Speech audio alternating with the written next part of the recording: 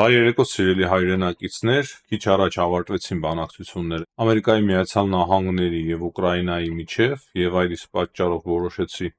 շտապ դες համար հաղորդում պատրաստել, քանի որ կարևոր քննարկելու հարց առաջացավ եւ որոշեցի այն չթողնել արդեն առավոտյան, այլ միանգամից ձեզ հետ միասին քննարկել Ամերիկայի Միացյալ Նահանգների եւ Ուկրաինայի միջև կարելի ասել, որ բեկում է գրանցվել այդ բանակցությունների ընթացքում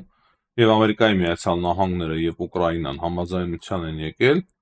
կասեմ թե ինչ կարևոր նշանակություն ունի եւ ինչ կարող է հիմա տեղի ունենալ,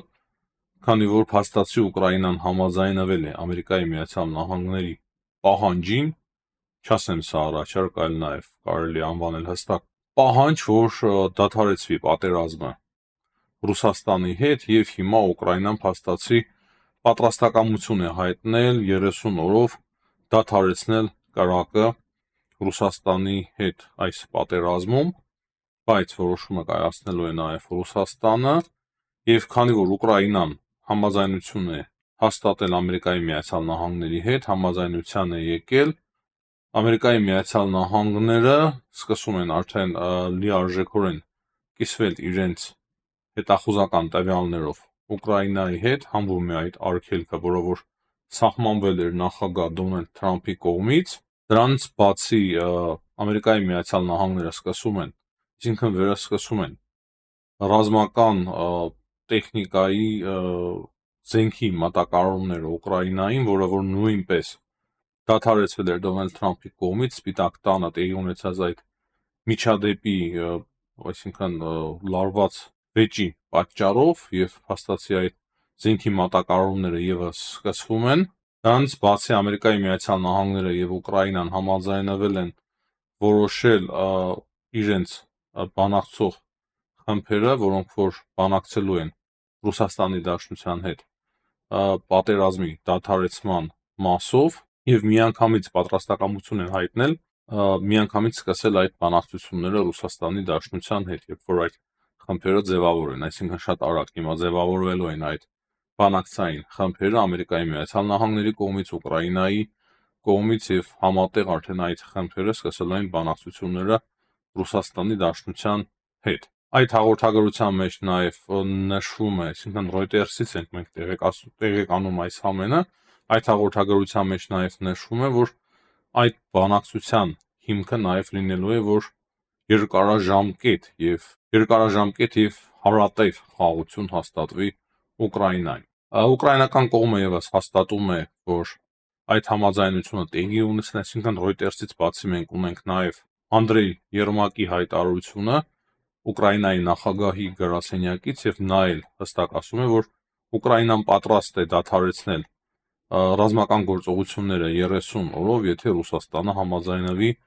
դադարեցնել կրակը։ Դրանից բացի լրատվամիջոցները տեղեկացնում են, որ Ամերիկայի Միացյալ Նահանգների նախագահի եւ Ուկրաինայի նախագահի միջև ձեռք է բերվել արդեն հստակ պայմանավորվածություն այդ հատուկ հազվագյուտ մետաղների մասով եւ հիմա այդ փաստաթուղթը փաստացի ստորագրվելու է։ Ամերիկայի Միացյալ Նահանգների պետքարտուղար Մարկո Ռուբիոն էլ հայտարարել է, որ Ուկրաինան պոզիտիվ կարևոր քայլ է արել եւ նույն պոզիտիվ եւ կարևոր քայլ է ակնկալվում նաեւ Ռուսաստանի Դաշնության կողմից։ Ամերիկայի Միացյալ Նահանգների ազգային անվտանգության հարցերով խորհրդական Օլսն էլ ասում է, որ Ուկրաինան կիսում է Դոնալդ Թրամփի մոտեցումները խաղաղության մասով եւ մենք կսկսենք բանակցությունները մոտակա օրերի ընթացքում Ռուսաստանի Դաշնության հետ։ Նաեւ նա ասում է, որ մենք կքննարկենք Ռուսաստանի Դաշնության հետ այն երաշխիքները, որոնք որ Ուկրաինան կստանա այդ խաղաղության պայմանավորվածությունների շրջանակներում։ Ամերիկայի Միացյալ Նահանգների պետքարտուղարն էլ ասում է, որ Ամերիկայի Միացյալ Նահանգները միանգամից տարբեր աղբյուրներով կփոխանցեն Ռուսաստանի Դաշնությանը Ուկրաինայի հետ համաձայնությունները, թե ինչի շուրջ է պատրաստ Ուկրաինան համաձայնության գալ եւ իրոք հիմա տեսնենք, թե ինչպիսի պատասխան կլինի Ռուսաստանի Դաշնության կողմից, բայց ես չէի շտապի հստակ ասել, թե ինչ պատասխան կլինի Ռուսաստանի Դաշնության կողմից։ Մեկ բան պարզ է, որ եթե Ռուսաստանի Դաշնությունը հիմա հրաժարվի գնալ հստակ բանակցությունների եւ դադարեցնել այս պատերազմը եւ դա արդեն հետևանքների կհանգեցնի հենց Ռուսաստանի Դաշնության համար։ Հիմա մենք ունենք այն, որ Ամերիկայի Միացյալ Նահանգները փաստացի վերահսկում են հետախուզական տվյալների հստակ տրամադրումը Ուկրաինային, զենքի մատակարարումները վերահսկվում են Ուկրաինային, Ուկրաինան համաձայնվել է փաստացի դադարեցնել պատերազմը գոնե թե 30 օրերի այս ընթացքում եւ համաձայնվել Ամերիկայի Միացյալ Նահանգների առաջարկներին, եւ եթե հիմա Ռուսաստանի Դաշնությունը հրաժարվի, փաստացի արդեն գործելու է Թրամփի այն ծրագիրը, որի համաձայն Ռուսաստանի Դաշնությունը կհայտնվի շատ բարդ իրավիճակում, նոր պատժամիջոցներ կսահմանվեն Ռուսաստանի Դաշնության նկատմամբ։ Բայց անկեղծ լինեմ, Թրամփը չի ցանկանում, որ նման բան տեղի ունենա, Թրամփը շատ ավելի տրամադրված է, որ Ռուսաստանի Դաշնությունը համաձայնության գա, համաձայնվի եւ այս պատերազմը դադարեցվի։ Եվ դրանից բացի ես կարծում եմ, որ ինչ որ տեղեկություններ ամեն դեպքում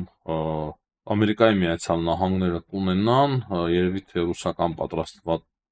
պատրաստակամության մասին նաև գնալ խաղաղության, որ այդպիսի բանակցություններ էին հիմա վարում Ուկրաինայի հետ։ Բայց կրկնեմ, հնարավոր է նոր պահանջներ փորձեն առաջ քաշել Ռուսաստանի Դաշնությունը, փորձի նոր պահանջներ առաջ քաշել հատկապես Վլադիմիր Պուտինը,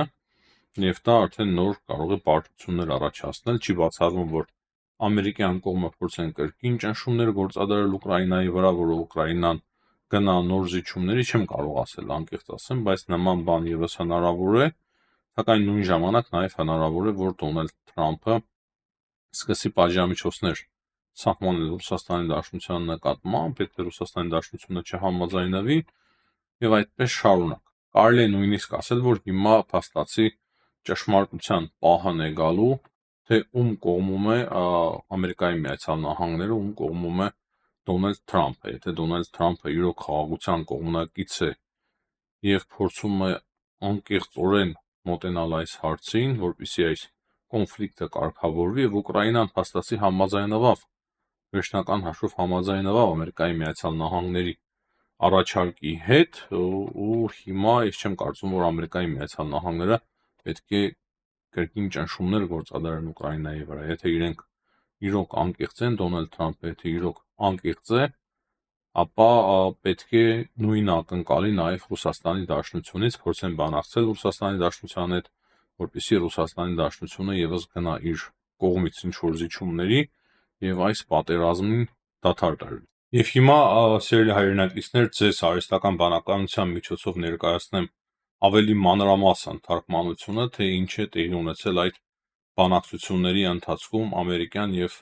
ուկրաինական կողմերի միջև։ Սաուդյան Արաբիայում Ուկրաինայի եւ ԱՄՆ-ի պատվիրակությունների միջև բանակցությունների արդյունքների վերաբերյալ ամբողջական հայտարարությունը Ուկրաինայի նախագահի աշխատակազմի ղեկավար Անդրեյ Երմակի կողմից, ով գլխավորում էր ուկրաինական պատվիրակությունը։ Այսօր Ջիդդայում, Սաուդյան Արաբիա, Հագագարակ Մուհամմադ բեն Սալմանի սիրալիր հյուրընկալությամբ, ԱՄՆ-ն եւ Ուկրաինան կարևոր քայլեր են կատարել Ուկրաինայում հուսալի խաղաղության վերականգնման ուղղությամբ։ Երկու երկրների ներկայացուցիչները բարձր են գնահատել իրենց պետությունը պաշտպանող ուկրաինացի ժողովրդի խիզախությունը եւ համաձայնել են, որ այժմ ժամանակն է սկսել երկարատև խաղաղության հաստատման գործընթացը։ Ուկրաինական պատվիրակությունը եւս մեկ անգամ ուկրաինացի ժողովրդի անունից խորը երախտագիտություն է հայտնել նախագահ Թրամփին, ԱՄՆ Կոնգրեսին եւ ԱՄՆ ժողովրդի խաղաղության ճանապարհին զգալի առաջընթաց ապահովելու համար։ Ուկրաինան պատրաստակամություն է հայտնել ընդունել ԱՄՆ-ի առաջարկը անհապաղ ժամանակավոր 30-օրյա հրադադարի ռեժիմ սահմանելու վերաբերյալ, որը կարող է երկարաձգվել կողմերի փոխադարձ համաձայնությամբ, Ռուսաստանի Դաշնության ընդունման եւ միաժամանակյա կատարման պայմանով։ ԱՄՆ-ն կտեղեկացնի Ռուսաստանի Դաշնությանը, որ Ռուսաստանի Դաշնության փոխադարձությունը խաղաղության հասնելու բանալին է։ ԱՄՆ-ն անմիջապես չեղարկում է հետախուզական տվյալների փոխանակման դադարը եւ վերականգնում Ուկրաինայի անվտանգության աջակցությունը։ Պատվիրակությունները քննարկել են նաև մարդասիրական ջանքերի կարևորությունը որպես խաղաղ գործընթացի մաս, մասնավորապես վերենշված հրադադարի ռեժիմի ժամանակ, ներառյալ ռազմագերիների փոխանակումը, կալանավորված քաղաքացիական անձանց ազատ արձակումը եւ բռնի տեղահանված ուկրաինացի երեխաների վերադարձը։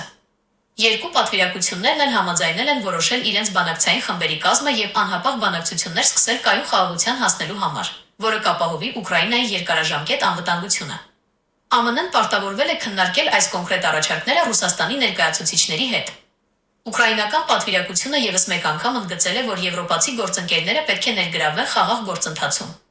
Ի վերջո, երկու երկրների նախագահները պայմանավորվել են, որքան հնարավոր է շուտ համապարփակ համաձայնագիր կնքել Ուկրաինայի քրիտիկական հանքային ռեսուրսների մշակման վերաբերյալ, Ուկրաինայի տնտեսությունն ամրապնդելու եւ Ուկրաինայի երկարաժամկետ բարգավաճումն ու անվտանգությունն ապահովելու համար։ Ամերիկյան կողմը հասկանում է մեր փաստարկները, ընկալում է մեր առաջարկները։ Ես ուզում եմ շնորհակալություն հայտնել նախագահ Թրամփին, երեկոյան ուղերձում ասել է Ուկրաինայի նախագահ Զելենսկին։ Ուկրաինան պատրաստակամություն է հայտնել ընդունել ԱՄՆ-ի առաջարկը անհապաղ ժամանակավոր 30-օրյա հրադադարի ռեժիմ սահմանելու վերաբերյալ, որը կարող է երկարաձգվել կողմերի փոխադարձ համաձայնությամբ, Ռուսաստանի Դաշնության ընդունման եւ միաժամանակյա կատարման պայմանով, ասել է Զելենսկին։ Այսպես, սիրելի հայրենակիցներ, փաստացի մենք հիմա հստակ արդեն տեղեկացանք, թե ինչ պայմանավորվածություններ են ձեռք բերվել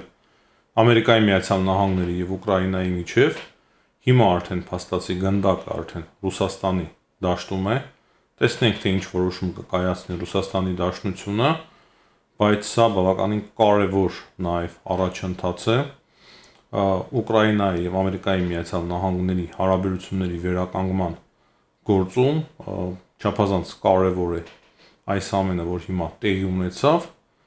եւ արդեն մենք պետք է հետևենք եւ տեսնենք, թե ինչպիսի ձևով կզարգանան իրադարձությունները։ Այս պահի դրությամբ այսքանը, հաջողություն բոլորին, կհանդիպենք։